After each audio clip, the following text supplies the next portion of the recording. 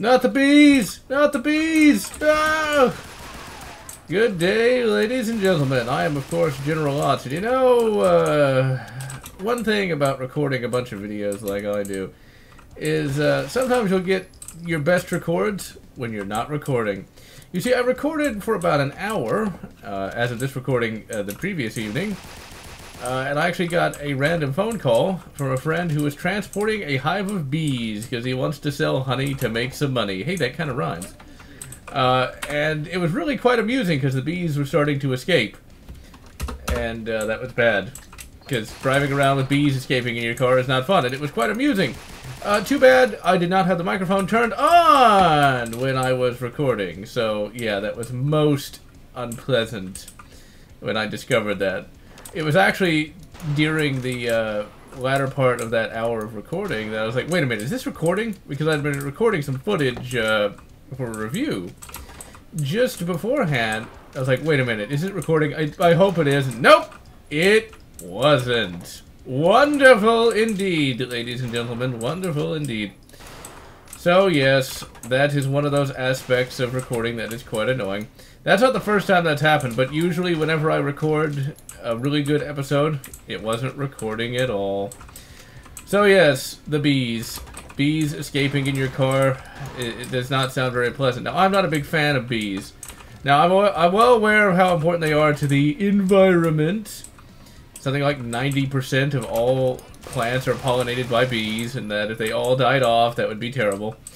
But goddamn do I not like bees, though, simply because growing up, I was stung by bees on many occasions, and thus they earned my everlasting ire.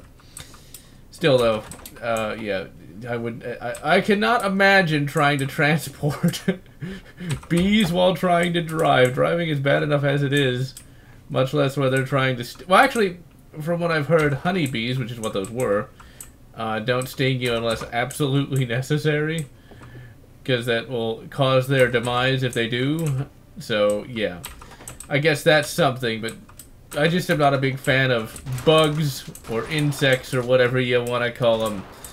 Incidentally, that reminds me of a book I am reading called Debtor's Planet. It is a TNG novel from 1994.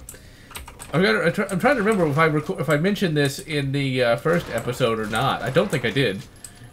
But ultimately, if I did, I'm repeating myself, so be it. No one cares. Debtor's Planet, very good book. It's a Cardassian and Ferengi plot. Spoiler alert, not that anyone's going to actually read the book. I won't spoil how it ends, how about that? But it's, I read it many, many years ago. And I read it a couple of times years ago, but I had not come back to it in about a decade.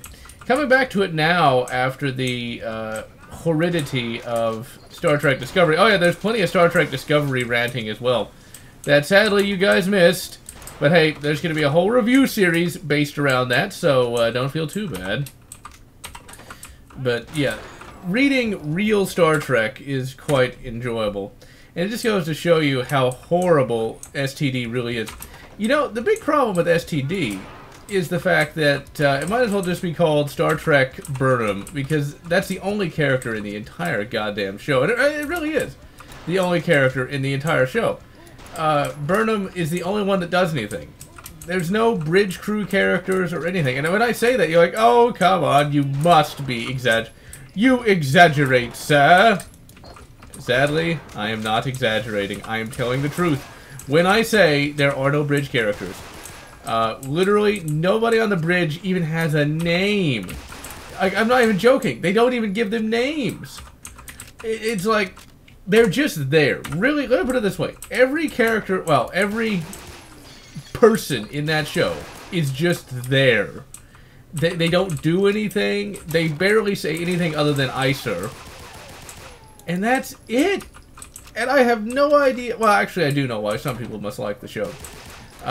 This will sound a bit elitist, but it is a reason, regardless. The people who like it likely like it because it is fashionable to like it. It's one of those things where, you know, it gives you your nerd cred. I like that nerdy Star Trek show with the spaceships. That's why I think some people like it. And then there's probably people like it also. I know that, once again, I know that sounds really, really elitist, but also like it because it's supposed to be this SJW show that's against a certain presidential personage. So they're not actually watching it for any of its character or story or plots. They're just watching it to, you know, say they watched it.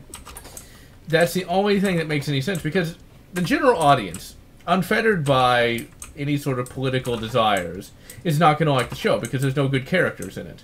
They're not going to like the show because the plot isn't any good. They're not going to like the show because ultimately nothing really happens other than just basically special effects happen. And once again, I'm going to prove all of that. I'm going to talk about all of that in the video, because I'm not going to just say, oh, Michael Burnham is a Mary Sue. She is very much a Mary Sue. But I think just saying she's a Mary Sue does not in any way, shape, or form really explain just how terrible of a character she really is. And the thing is, it doesn't matter if it's a female character or not. It doesn't matter if it's a Mary Sue, as in, you know, a female. Any character. Well, actually, if the character was male, Wesley Crusher. Basically, all Michael Burnham is Wesley Crusher. That's exact. Actually, no, I take that back. She's actually worse than Wesley Crusher, but it's the same idea. I think this is like a reference to Doom. The swastika in the middle. Better not look at it. Get taken down by YouTubes. But, yeah, it's like Wesley Crusher. People hated Wesley Crusher, but at the very least, Picard was able to say, shut up, Wesley. You know, and Wesley Crusher, you know, he at least felt earnest. Like, he wanted to learn something. Like, he didn't feel like he was constantly lecturing everybody on why he knew how to do everything. And I tell you, Michael Burnham doesn't necessarily lecture everyone, but she always gets her way. And, like, if she has a plan and the captain doesn't like it, she keeps pushing it until she can do it. It's just... A military hierarchy does not work that way. As far as I know, and I could be wrong about this, but in an actual legitimate military hierarchy, you don't even talk back. Actually, no, even in Star Trek you can't do that. What am I saying? In TNG, which person did that? I think it was Worf. I want to say it was Worf who talked back to acting Captain Data. And Data was like, "Well, you can't do that, man. You know, you're supposed to back me up. You can say that in private, but you can't do that in public." It happens all the time in STD. Always back talking the captain. So yeah, and then just the very idea of the Michael Burnham character. Now, this is not a spoiler. I think this was probably in the at least the promotional material, that she was supposed to be not a deserter, a mutineer. Now, mutiny in any sort of military hierarchy is very much looked down upon. Very much looked down upon. Okay. And the idea that you're going to make your hero, and that's basically what Michael Burnham is. She's the only character in the show. A mutineer is really quite dumb, because there's no way anyone can really... You can't relate to her, because, you know, she betrays her crew. And, you know, and of course, she's meant to be right, but she sounds like an utter crazy person. She sounds like a crazy motherfucker, if ever there was one. And I'll tell you why. She's like, I was doing it to save everyone! Sure you were, Mikey. Sure you were. And it also isn't helped by the utterly horrific acting in that show. This is where my thoughts are... Now, my initial rant was actually, I feel better, but it's always better when you're not recording, right? But, you know, and Mike doesn't have a good the actor playing Mike or actress playing Mike isn't very good. She cannot emote to save her life. And I wonder how much of that is the actress herself being bad, or if it's the director. Because from what I have heard, and I could be wrong about this, Hayden Christensen is supposed to be a halfway decent actor. It was just George Lucas's poor directing that caused him to sound like a little whiny bitch. So that could be it, but she can't act. And the problem with acting is you don't know what good acting is until you see bad acting. You know, it's like, when we look at Star Trek actors, like, oh, they're overacting. Well, the thing is, most of those Star Trek actors, be they considered poor actors or not, can at least emote to the point where they feel genuine. In STD, since the acting is so poor, it just doesn't seem that any of the characters feel like they mean what they say. What I mean by that is, one of the characters is like, "We come in peace." It sounds so phony. It's like, I know that she's supposed to mean it. I know that. But it sounds so phony that, like, why would anyone believe what she just said? It's like, it sounds more like, "Yeah, we come in peace, alright." That's honestly what it sounds like. And then it's just, I can overlook a lot of things. And I do overlook a great many things, ladies and gentlemen, when it comes to certain shows. Now, I don't ever go into any show wanting to like it beyond... Well, okay, when I say that, when I go into a show, I expect the show to stand on its own. Meaning, I'm not going to go into... I won't say I went into this show wanting to like it. The show has to impress me no matter what it is. Be it Star Trek, Star Wars, Stargate, Battlestar Galactica. I have to be impressed by the show. I can't force myself to like something. I've never been able to do that because I'll see the flaws and it'll take me out of it. However, if a show can do something right, even if it's bad, then I will give it points for that. If STD had good elements, and it does, in fact, I'm already as I think of how to structure the reviews, I'm thinking I might have a segment where I talk about... Now, once again, you guys already know this by the time this video goes up, but now you get to see a window into my thought process. My idea is to have one good element of the episode. You know, the one element of the episode that did not seem that bad. I really need some health, though. I'm really hurt. I'm just getting slaughtered, but I'm not in the... Oh, wow. I was trying to find a secret, and I got shot in the back and killed. Let's see, where was I? Yeah, the idea is to have one good element for the episode. Like, what was the best part of this show? But I'm also going to conversely have the worst part of the show. I might even have a running thing of Michael Burnham is right, you will worship Michael Burnham part. I'll have to obviously reword that to something a little less unwieldy, but something like that. Because in every STD episode, there is a part that lies to you. There's a part that will lie to you, making you think, hey, maybe it's gonna get good. And almost always, actually I would say always, I'll have to look through it again.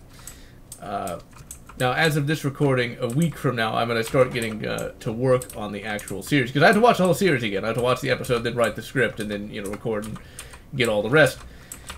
But, and this is a big flabby bum, there are good elements to STD. But the show ruins them almost immediately. Like, it'll introduce a cool character, or it will have the characters do something cool, and it's almost always ruined either in the next scene or in the very next episode.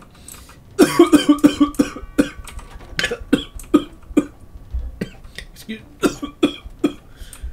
Oh, man. That used to happen all the time, like at school. And people would be like, General... They wouldn't call me GeneralLotz because that didn't exist yet. Like, are you okay? I'm like, yes, I'm fine. But it would usually sound like, I'm fine. Like, sure you are. Sure you are. Okay, we know what to do. Charge forward! Oh, glory to the first man to die! If you don't do that, you will die a lot. The idea is there's some SS troops here. And, oh, fuck me. Well, I'm screwed. No, I'm not. I'm fine. Alright, so let's save. What you want to do is you want to choke point them in here. So you at least have some cover. Because these guys are fast. Well, like, there you go. They're fast. And they can kill you quite easily. With the power of stamped sheet metal, I shall strike you down. This is still a lot easier, though. Also, in the background, you can hear... And he would have just popped up and shot me. I swear he would have. It's not a war crime. Fucking SS piece of fucks. And... It's like, case in point, anytime there's a cool character that shows up, you can expect him to die. You can expect him to turn evil. And the thing is, it's very obvious. But one of the things I was doing when I was watching this, I was like, please don't turn evil, please don't turn evil, please don't turn evil. Yep, turn evil. And, you know, the only character, once again, is Michael Burnham. Any character that shows up that has more than 2 lines of dialogue is either going to die, either going to disappear after 1 episode, or, most importantly, it's going to turn evil. Any character with any development is either going to die or be removed from the show almost immediately. And once again, you'll see it. You'll see it. Because you can't... when I tell you, it's so unbelievable.